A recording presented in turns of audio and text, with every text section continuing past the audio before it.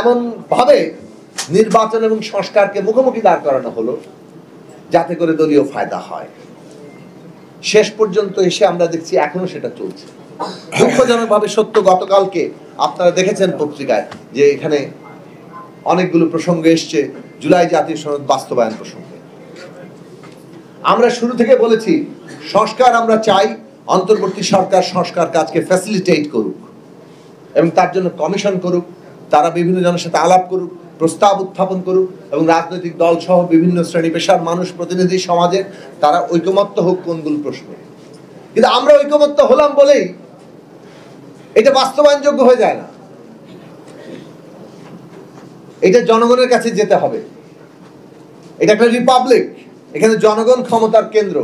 ততক্ষণ পর্যন্ত এটা বৈধ হবে না যতক্ষণ না পর্যন্ত জনগণের নির্বাচিত প্রতিনিধিরা এটাকে আসলে বৈধতা দিচ্ছেন। এমনকি একটা বিপ্লবের দেশেও, যেসব দেশে বিপ্লব হয়েছে, বিপ্লব হলে সংবিধান সেখানে পুরনো রাষ্ট্র ব্যবস্থাকে অনেক ক্ষেত্রে বাতিল করে দেয়, স্থগিত করে দেয়, ভেঙে দেয়। কিন্তু নতুন রাষ্ট্র তো কায়েম হয়, সেটা ডিক্রির মধ্যে দিয়ে চলে। তারপরে নতুন সংবিধান প্রণয়ন করে খসড়া, তারপরে একটা জনগণের সম্মতি নেয়, নির্বাচন হয়, পার্লামেন্টে গিয়ে শেষ পর্যন্ত সব বৈধতা পায়। এই প্রক্রিয়া কোনো জায়গায় কিন্তু ব্যতিক্রম নেই। কাজে আমাদের কোনো একটা গোষ্ঠী কিংবা একদল লোক কিংবা একটা আন্দোলনকারী শক্তি তারা অনেক কিছুর ইনিশিয়েটিভ নিচ্ছে, কিন্তু জনগণের অনুমোদন ছাড়া শেষ পর্যন্ত কিন্তু এটা বৈধতা পায় না। ফলে সংস্কার যে শেষ পর্যন্ত জনগণের অনুমোদন লাগবে, সংবিধান বদলাতে হলে আমাদের একটা পার্লামেন্ট লাগবে, সেই কথাটা আমরা বারবার বলেছি। আমরা এটা বলেছিলাম যে হ্যাঁ, পার্লামেন্টে একটা কনস্টিটিউয়েন্ট পাওয়ার কিংবা এমন একটা ক্ষমতা অর্পণ করতে হবে যাতে করে এই সংস্কারগুলো জনগণের ইচ্ছার প্রকাশ হিসাবে হয়, এটা আবার কোর্ট এসে বাতিল করে না দিতে পারে। কাজে এটা সংশোধনের ঊর্ধ্বে। সংবিধান তো সংশোধন হয় প্রায় মাঝে মাঝেই। সংবিধান সংশোধনের কাজ একটা, আর সংবিধান সংস্কার মৌলিকভাবে করা সেটা আরেকটা।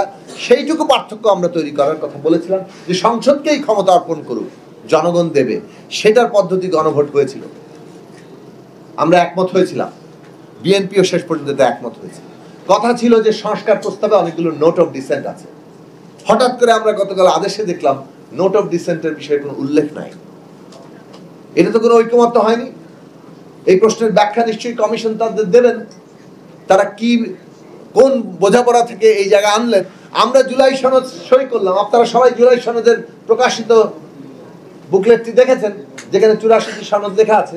সেই সব জায়গায় প্রত্যেকটি নোট অফ ডিসেন্ট লেখা আছে। নোট অফ ডিসেন্টের নিচে একটা করে নোট লেখা আছে যে এটা দলগুলো তার ইস্তেহার হিসেবে দেবে যার যার প্রস্তাব আকারে, এবং যে দল সংখ্যাগরিষ্ঠতা পাবে, ম্যান্ডেট পাবে, সে তাদের প্রস্তাব অনুযায়ী ওই নোট অফ ডিসেন্টের আপত্তির অংশগুলোর মীমাংসা হবে। তার মানে মীমাংসা হবে পার্লামেন্টে এবং দলগুলো জনগণের যারা ম্যান্ডেট পাবে। এটা তো গণভোটে মীমাংসা হয়ে যাবে না, এবং গণভোটে মীমাংসা হওয়ার ব্যাপারে ঐকমত্য হয়নি, বিদ্যমান সংবিধানেও এর কোনো ব্যাখ্যা নেই। তাহলে বাস্তবতা আপনারা এমন একটা প্রস্তাব করছেন যা বিদ্যমান সংবিধানকে স্থগিত করার প্রস্তাব। একই কথা আদেশের ক্ষেত্রে অনেকে দাবি তুলছেন যে আদেশ দেবে প্রধান উপদেষ্টা। প্রধান উপদেষ্টা আদেশ দেবেন কোন ক্ষমতা বলে? সরকারই তো আদেশ দেয়, কিন্তু সরকার আদেশ দেয় এবং সেটা রাষ্ট্রপতির নামে যায়। এটা তো যে কোনো রাষ্ট্রের নিয়ম। রাষ্ট্রপতি হচ্ছে রাষ্ট্রের প্রতীক, তার নামে যাবে। ব্রিটেনে কিছু হলে রানীর নামে যাবে। এখন আপনি সরকার একটা অর্ডিন্যান্স জারি করতে পারে, সেটা যে নামেই দিক, আদেশ নামে দিলেও কার্যত মর্মবস্তু সেটা অর্ডিন্যান্স, কারণ এখন পার্লামেন্ট নাই।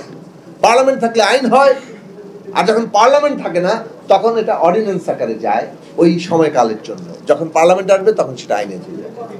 এখন প্রশ্ন হচ্ছে যে এই যে সরকারই তো অর্ডিন্যান্সটা কিংবা আদেশটা দেবে in the name of president, কিন্তু আপনি যদি বলেন না প্রধান উপদেষ্টাকে এটা জারি করতে হবে, তাহলে তার তো কোনো বিধান নাই, কোথাও তো লেখা নাই এটা।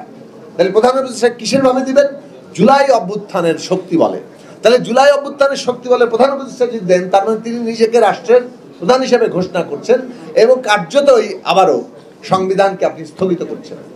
আপনি সরকার ওত নিয়েছেন 106 অনুচ্ছেদের বরাতে, তার মানে আপনি একটা বিশেষ সরকার, কিন্তু একই সাথে আপনি সংবিধানকে সাথে নিয়ে চলছেন। কিন্তু এই মুহূর্তে এসে আপনি যখন সংবিধানকে ছাপিয়ে যাওয়ার কোনো প্রস্তাবনা করেন, আপনি একটা রাজনৈতিক সংকটের সম্ভাবনাকে জাগিয়ে তোলেন।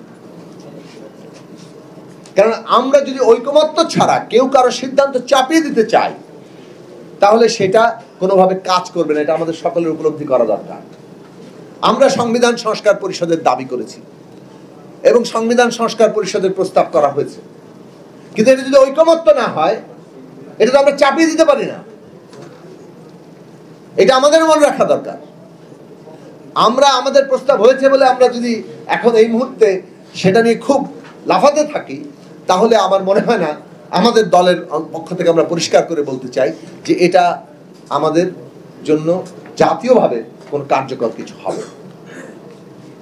আমরা অ্যাপিল করতে পারি যে আসলে যে যে ক্ষমতা গণভোটের মাধ্যমে সংসদকে দেওয়া হচ্ছে, যে তার জুলাই সনদের ভিত্তিতে তারা আগামী সংসদ মৌলিক সংস্কার করার ক্ষমতা পাচ্ছে, কনস্টিটিউয়েন্ট পাওয়ার পাচ্ছে।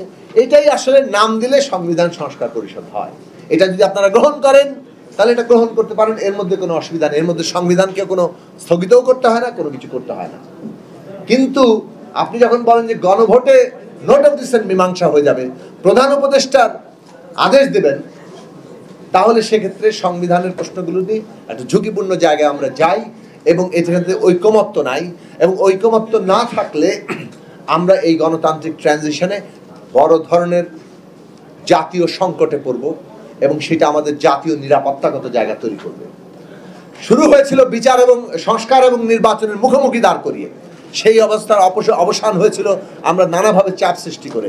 কিন্তু আজকে যদি আমরা দেখতে পাচ্ছি যে ওইটাই নানাভাবে এখনো জের টেনে চলছে এবং সেই জেরে যতটা না আমরা ঐক্যমত্যের জায়গায় পৌঁছাতে চাচ্ছি, যে ব্যবস্থার মধ্যে আমরা ঢুকে পড়েছি সেখান থেকে সবচেয়ে বড়টা অর্জন করতে চাইছি, তার চাইতে অনেক বেশি দলগত প্রতিদ্বন্দ্বিতা করা হচ্ছে। কোন দলের লাভ হচ্ছে কিংবা কার বেশি কথাটা রাখতে পারছে এবং কোন দলকে সংস্কার মানে না বলে অভিযুক্ত করা যাচ্ছে। এই পলিটিক্স করে জাতীয় স্বার্থকে ক্ষুণ্ণ করাটাকে আমরা গ্রহণ করতে পারি না। আমরা জনগণের কাছে আহ্বান জানাই, দলীয় প্রতিযোগিতা কিংবা কোনো দলের প্রতি খাটো করার রাজনৈতিক লক্ষ্য নিয়ে জাতীয় প্রশ্নকে হুমকির মধ্যে আপনারা ফেলবেন না। বর্তমান অন্তর্বর্তী সরকার যদি কোনো পক্ষপাতমূলক অবস্থান গ্রহণ করে, পরিষ্কারভাবে আজকে দেখবেন কারা অভিনন্দন জানিয়েছে, কারা ইতিবাচকভাবে দেখছেন, কারা দেখছেন না। তাহলে এই ইতিবাচকতার মানে কি? ঐকমত্য নাই, ইতিবাচক কেন আপনারা? এই প্রশ্ন আমাদের তুলতে হবে। এবং আমরা মনে করি যে বাংলাদেশের এই মুহূর্তে বিচার, সংস্কার, নির্বাচন এটা এদেশের প্রধান স্বার্থ। নির্বাচন সংস্কার প্রক্রিয়াটার গুরুত্বপূর্ণ অংশ এবং এই নির্বাচনের মধ্য দিয়ে আমাদের সংস্কার প্রক্রিয়া একটা উল্লেখযোগ্য অগ্রগতি এবং ধাপ অতিক্রম করবে। এবং সেইটা কোনোভাবে আশঙ্কায় ফেলা, সরাসরি জাতীয় স্বার্থের বিরুদ্ধে অবস্থান নেওয়া